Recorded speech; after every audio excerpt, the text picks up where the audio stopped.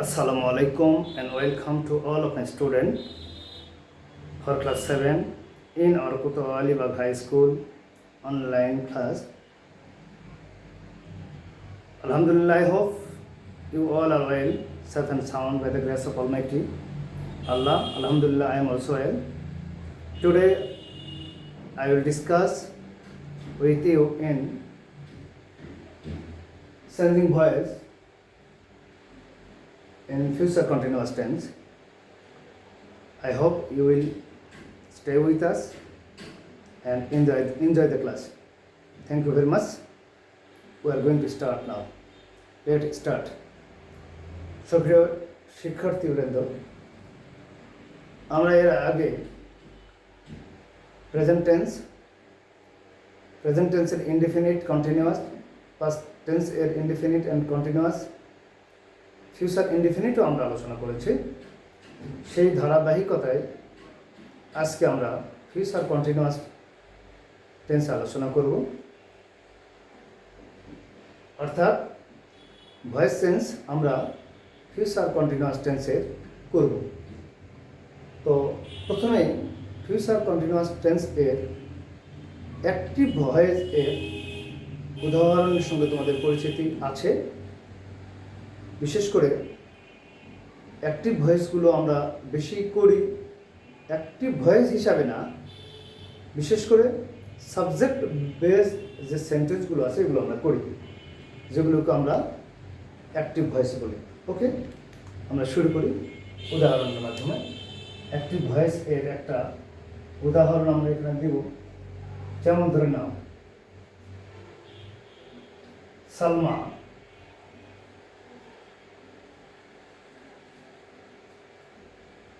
will be cooking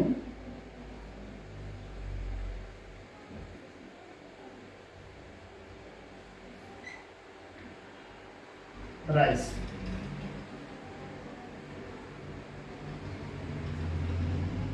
Okay, Salma will be cooking rice.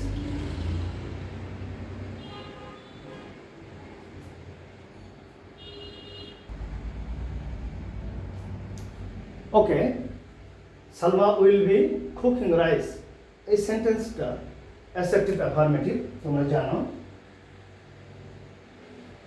Assertive affirmative, Salma ভাত রাখতে থাকবে। তাহলে এই সেন্টেন্সটা অ্যাক্টিভ সেন্টেন্স, অর্থাৎ অ্যাক্টিভ ভয়েস। কেমন করে?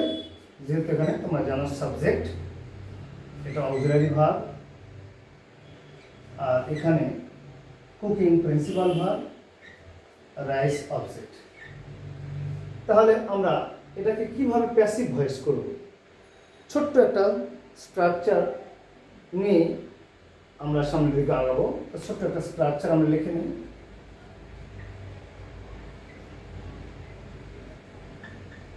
সেটা কি? যে তোমরা জানো অ্যাসার্টিভ সেন্টেন্সে অ্যাক্টিভ ভয়েসে যেটা অবজেক্ট থাকে, অ্যাক্টিভ ভয়েস এর object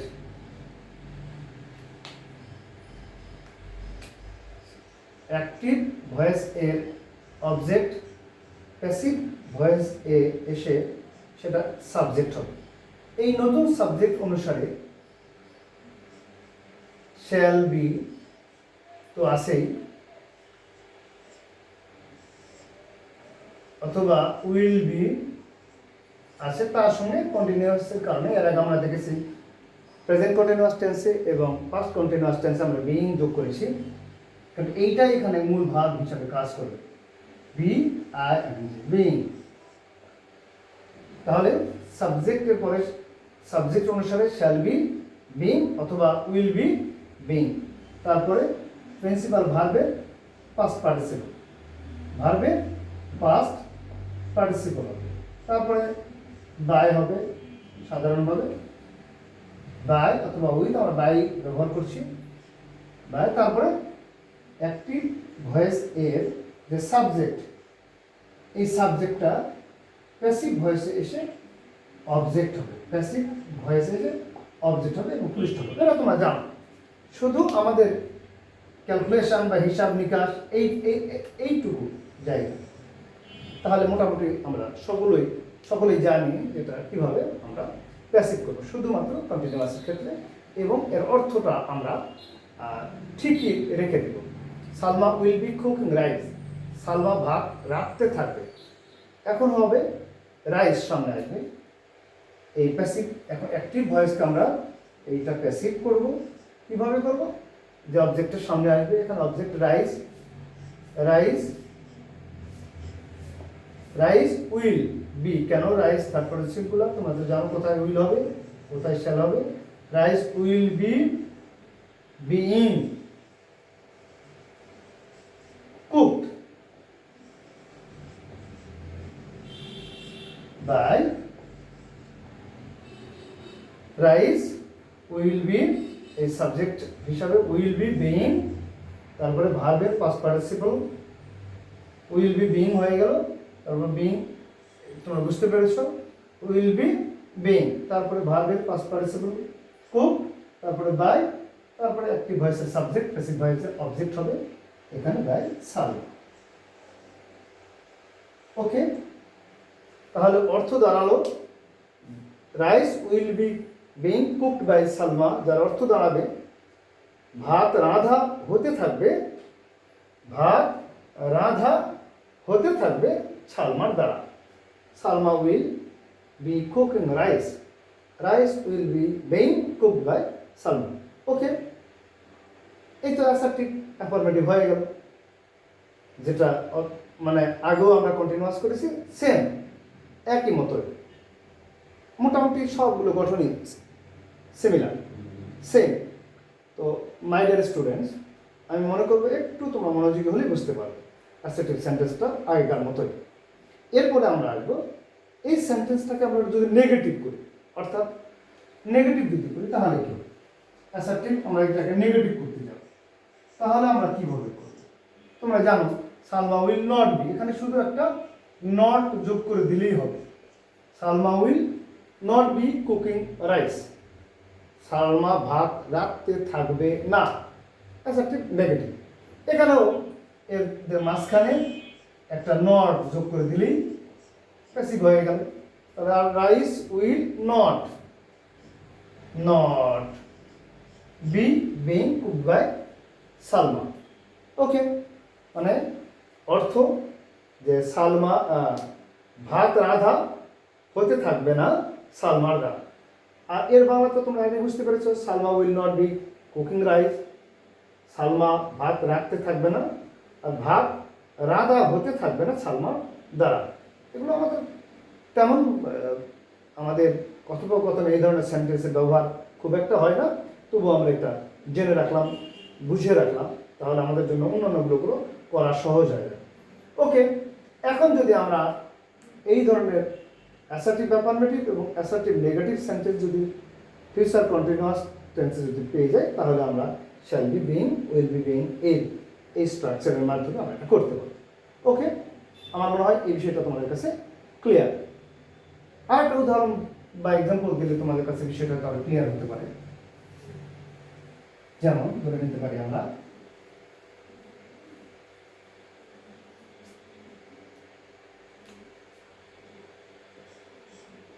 they will be playing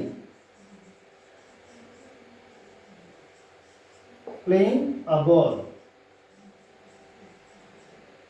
bus they will be playing a ball, এটা অ্যাসার্টিভ অ্যাফার্মেটিভ, অ্যাসার্টিভ অ্যাফার্মেটিভ।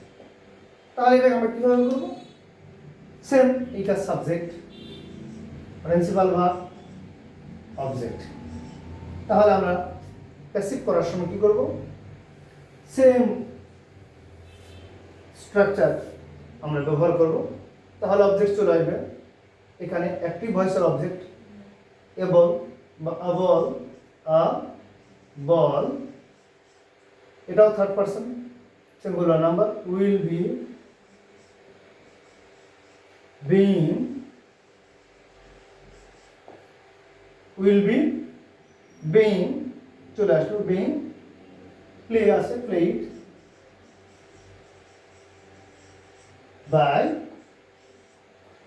দে আছে অবজেক্ট, একটি ভয়েসের সাবজেক্ট অবজেক্ট হবে them, full stop. A ball will be being played by them, একটি ball তাদের দ্বারা খেলা হতে থাকবে। আর এখানে they will be playing a ball, তারা বল খেলতে থাকবে। একটি বল খেলা হতে থাকবে তাদের দ্বারা, অর্থাৎ একটা বল খেলা হতে থাকবে তাদের দ্বারা। এইরকম এক স্ট্রাকচার।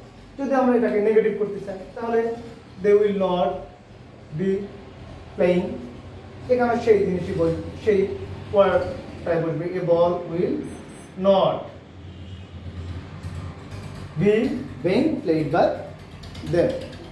ওকে, এইভাবে বড় বড় সেন্টেন্সগুলো তোমরা এইভাবে অ্যাক্টিভ থেকে প্যাসিভ করতে পারবে। এটা যদি তোমার অ্যাসার্টিভ এরপরে যদি এরকম নেগেটিভ আসে, এরকম নেগেটিভ যদি আসে, তাহলে আমরা অ্যাসার্টিভ শিখলাম। অ্যাসার্টিভ অ্যাফার্মেটিভ এবং অ্যাসার্টিভ নেগেটিভ কীভাবে পরিবর্তন করা হয় এই স্ট্রাকচারের মধ্যে আমরা জানবো। হ্যাঁ, আর মজার ব্যাপার এখান থেকে আরেকটা ধাপ আগে যাই আমরা, তাহলে আমরা দেখি কি করতে পারি। এখানে যদি আমরা ইন্টারোগেটিভ সেন্টেন্স অর্থাৎ ইন্টারোগেটিভ অ্যাফার্মেটিভ যদি করি তাহলে আমরা কীভাবে করব। তোমরা জানো যে অক্সিলারি ভার্বটা সামনে আনলে হয়ে অ্যাক্টিভ ভয়েস, তার মানে আমরা একটু সাজে লিখি। তাহলে দে উইল বি ছিল এরকম, দে উইল বি, তাহলে উইলটা যদি সামনে আসে তাহলে কি হবে, উইল, উইলটার সামনে আসবে উইল, এই দেটা একটু সরে লিখি একটু ভালো লাগবে, উইলটার সামনে চলে আসবে will they, will they be playing a ball, এখানে আমরা একটা প্রশ্নবোধক চিহ্ন বা নোট অফ ইন্টারোগেশন দিলাম, আর এটা তখন অ্যাক্টিভ ভয়েস হয়ে গেল। তাহলে কি হলো, will they be playing a ball, interrogative affirmative হয়ে গেল। বাস, তাহলে এটার যেরকম অক্সিলারি ভার্বকে সামনে আনলে হবে ইন্টারোগেটিভ অ্যাফার্মেটিভ, ঠিক এইখানেও এইটার প্যাসিভ করার পরে অবজেক্টটা সামনে নিয়ে আসার পরে যেটা দাঁড়ালো, আমরা যেহেতু এটা অ্যাসার্টিভ সেন্টেন্স করেছিলাম, নট উঠায় দিলাম, a ball will be being played by them, তাহলে a ball same will be being played by them, শুধু এই উইলটা সামনে নিয়ে আসবো আমরা। উইলটা যদি আমরা সামনে নিয়ে আসি তাহলে কি হবে, উইল ছোট হাতের এ, উইল আ বল, এই উইলটা যেহেতু এইখানে চলে আসলো, করে এখানে চলে আসলো, এটা চলে আসলো, তাহলে এখানে থাকতেছে না। বাস, তাহলে কি হবে, এইটা প্যাসিভ ভয়েসটা অটোমেটিকই হয়ে গেল। দেখো, will a ball be being played by them, বাস হয়ে গেল। মজার ব্যাপার। এখন যদি মনে করি স্যার এটাকে আমরা নেগেটিভ কীভাবে করবো, উইল দে নট, এখানে নট লাগালে হয়ে যাচ্ছে, আমরা তখন ইন্টারোগেটিভ পেয়ে যাচ্ছি, ইন্টারোগেটিভ নেগেটিভ পেয়ে যাচ্ছি। গড, তাহলে আমরা কীভাবে করবো, will they not be playing a ball, তাহলে এইখানে এই নটটাও আবার will a ball not be, not বসাই দিলাম, উইল প্রশ্নবোধক হওয়ার কারণে সামনে আসবে, will a ball not be being played by them. বাস, এইভাবেই আমরা দেখো ইন্টারোগেটিভ নেগেটিভ আমরা এভাবে করতে পারবো। তাহলে বোঝা গেল, যদি তোমার স্ট্রাকচারটা যদি একটু মাথায় রাখতে পারো তাহলে এই ধরনের সেন্টেন্স, সেটা অ্যাসার্টিভ অ্যাফার্মেটিভ হোক, অ্যাসার্টিভ নেগেটিভ হোক, ইন্টারোগেটিভ অ্যাফার্মেটিভ হোক, ইন্টারোগেটিভ নেগেটিভ হোক, আমরা ইজি ওয়েতে করতে পারবো।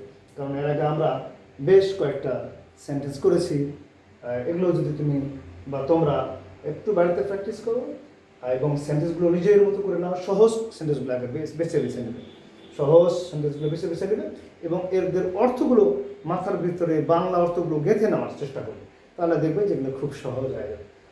মাই ডিয়ার স্টুডেন্ট, এই ধরনের যদি আমরা সেন্টেন্স পেয়ে যাই তাহলে প্রেজেন্ট কন্টিনিউয়াস টেন্স আমরা চিনে নেব এবং শুধু ওই শ্যাল বি বিং আর উইল বি বিং আমরা বসাই দিলেই পারবো। শ্যাল বি বিং তো শ্যাল বি তো থাকবেই, উইল বি তো থাকবে, শুধু বিং। আসলে বিংটাই হচ্ছে মূল কথা, মানে হচ্ছে, এইটাই কন্টিনিউয়াস, এটা আমাদেরকে মাথায় রাখতে হবে। এটা প্রেজেন্ট কন্টিনিউয়াসে লেগেছে, পাস্ট কন্টিনিউয়াসে লেগেছে এবং ফিউচার কন্টিনিউয়াস টেন্সেও রাখবো। এইভাবে আমরা সুন্দর করে আমরা সেন্টেন্সটা বুঝে নেব, তারপরে ওটা মাথায় রেখে আমরা স্ট্রাকচার অনুযায়ী করবো। আশা করি তোমরা বিষয়টা সুন্দরভাবে বুঝেছো, এবং এটা টোটালি নির্ভর করবে তোমাদের প্র্যাকটিসের উপরে। যত প্র্যাকটিস করবে, যত এটা নিজেদের মধ্যে প্র্যাকটিস করবে, নিজেরা সেন্টেন্স তৈরি করবে এবং তোমাদের বন্ধুবান্ধবদের সঙ্গে শেয়ার করবে, এটা তত ইজি হবে। আর মনে রেখো, প্র্যাকটিসই কিন্তু তোমাদের এই বিষয়টাকে জিয়ে রাখবে।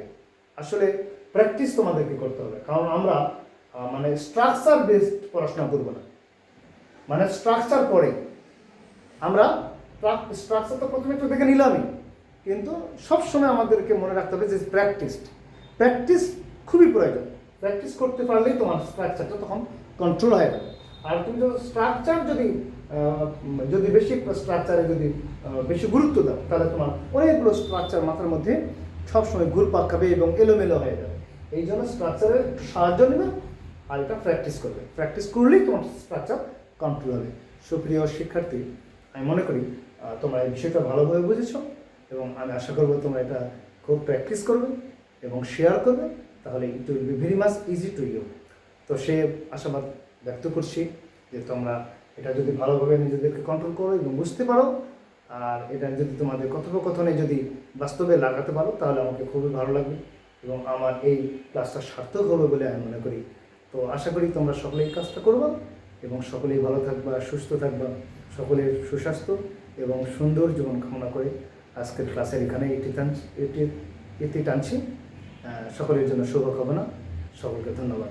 আসসালামু আলাইকুম ওয়া রাহমাতুল্লাহি ওয়া বারাকাতুহু।